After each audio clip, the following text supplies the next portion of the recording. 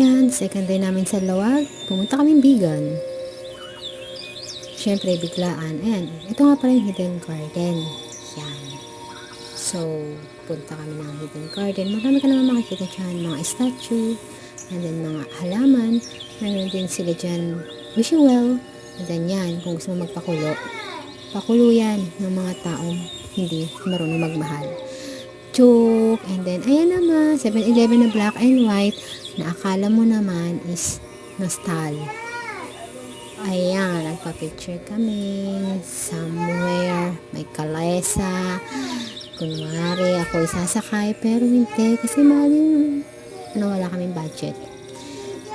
Gala lang kami, kasi biglaan lang naman eh. Hindi naman namin ginustong pumunta dito, pero nandyan na.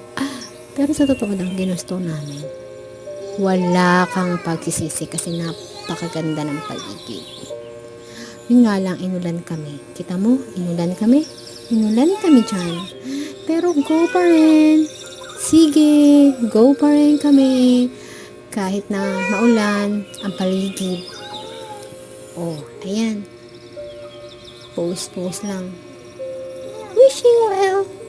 Sana naman. Yumaman na ako. Yumaman. Ganun ba? Mukhang malabo yata. Sige. Bye na guys. Hanggang sa muli. Bash!